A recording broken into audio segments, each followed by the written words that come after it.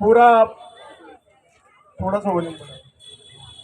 पूरा पांडाल जिस तरह से खचाखच भर गया है, मैंने कहा था बैठने की जगह नहीं मिलेगी। अभी कुछ 2 4 5 कुर्सियां पीछे खाली, वहां इधर जो खड़े हो सब बैठ जाए उधर। आज के इस कार्यक्रम में उपस्थित, यहीं से क्रम शुरू करता हूं, आदरणीय गोपाल जी शर्मा। गोपाल जी, आप एक बार खड़े होकर सबका, क्योंकि बाकी सबका हो चुका परिचय, आपका यहाँ पर आदरणीय गोपाल जी के लिए तालियां हो जाए। और साथ ही निर्मल जी सिंह भी खड़े होकर एक बार वापस सभी को, आदरणीय निर्मल जी सिंह भी विराजें। भाई तुषार जी मेहता, भाई मनोज जी, हमारे आदरणीय लईक हुसैन जी, आदरणीय लालस जी, महेंद्र जी लालस, आदरणीय तेज सिंह जी, आदरणीय जैन जी शर्मा, भरत जी जैन, माहेश्वरी जी, और मैं आपका शुभ नाम आपका जानना चाह रहा था। हरीश जी। हरीश जी को भी हमने विशेष आमंत्रित किया, क्षमा करें उस समय हम नाम नहीं ले पाए। सब उपस्थित हमारे नववर्ष समारोह समिति के सभी कार्यकर्तागण, आदरणीय कमलेंद्र जी, कृष्णकांत जी, प्रशांत जी, आदरणीय माहेश्वरी जी, भाई जगदीश जी, मनीष जी, सभी, किसी का नाम लेने से मैं अगर चूक रहा हूं तो मुझे क्षमा करें। मैं आपसे 2 मिनट केवल बात करके अपनी बात को विराम दूंगा। अखिल भारतीय नववर्ष समारोह समिति जिस स्वप्न को श्रद्धेय श्यामलाल जी कुमावत ने 40 वर्ष पहले देखा था, कभी सोचा नहीं था। पहले ये सत्य है कि जीवन में जब कभी काम शुरू करते हैं, तो मैं तेजवीर जी को बताना चाहता हूं, ये बड़े युवा उद्यमी है और इन्होंने बहुत अच्छे काम की, मैं इनसे चर्चा कर रहा था कि प्रारंभ में जब कभी कोई काम शुरू करते हैं तो पहले लोग उसकी मजाक बनाते हैं, उपेक्षा करते हैं। जब आप मजाक सहन कर जाते हैं, उसके बाद लोग आपका विरोध करना शुरू करते हैं, ये तो सफल हो रहा है, ये क्या सफल कैसे हो रहा है, उसका विरोध करो। लेकिन जब आप विरोध भी झेल जाते हैं, तब लोग आपको फॉलो करना शुरू करते हैं और आप सफल हो जाते हैं। ये जीवन का यथार्थ है। और वही हुआ कि प्रारंभ में लोगों ने मजाक बनाई, ये कौन सा नया साल है, 31 दिसंबर को आधी रात को हुड़दंग मचा के और 1 जनवरी हम मनाते हैं, वो नया साल है। लेकिन जब आचार्य जी ने उस काम को शुरू किया और जब हमने उसको दीप प्रभात से गणगौर घाट पर जोड़ा, तो उसके बाद जिस तरह का ये, मैं कह रहा हूं कि जिस प्रकार ये कारवां बनता चला गया, आज ये स्थिति है।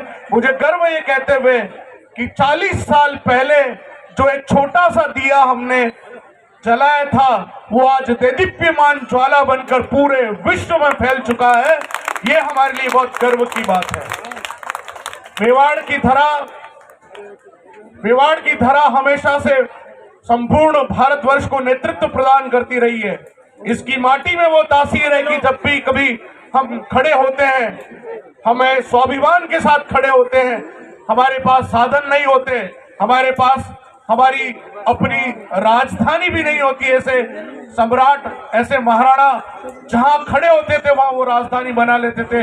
ऐसे महाराणा प्रताप की ये भूमि है।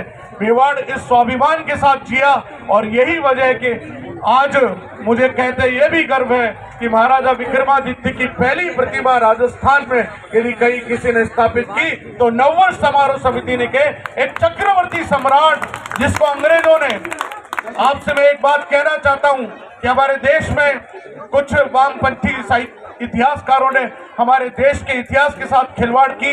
अंग्रेजों ने जैसा चाहा उसे लिखवा दिया। उन्होंने कहा ये मिथक है, ये मिथ्या है।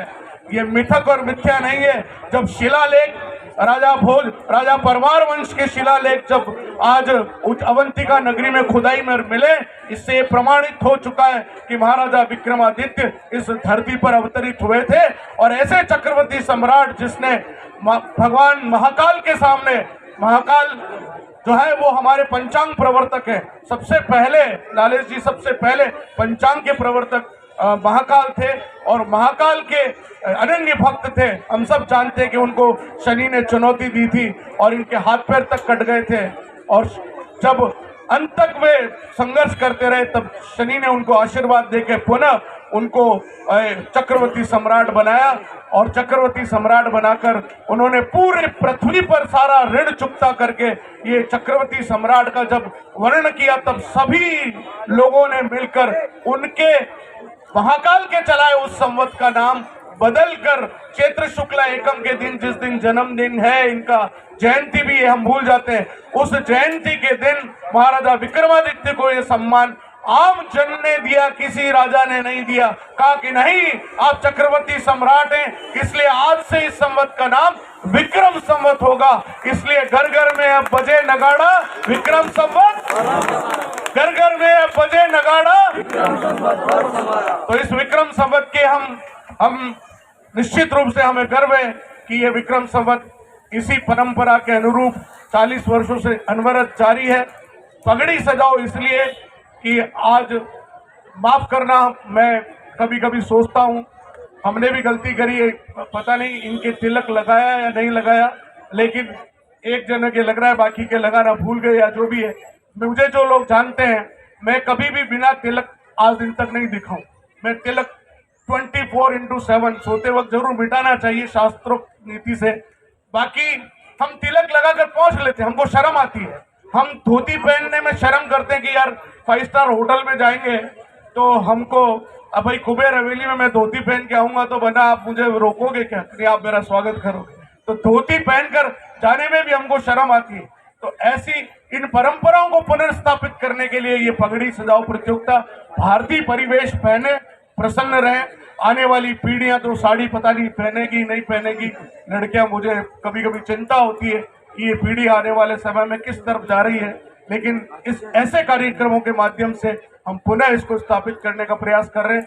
आज ज़्यादा समय नहीं लेंगे, कुछ पगड़ी सजाओ वाले सब बच्चे यहाँ आएंगे, फिर उसके बाद बड़ों का भी कुछ रिजल्ट होगा, फिर पुरस्कार देंगे, एक प्रेस फोटो होगा। हमारे अतिथि जो आज यहाँ आए हैं वे कुछ लोगों का सम्मान यहाँ पर करेंगे।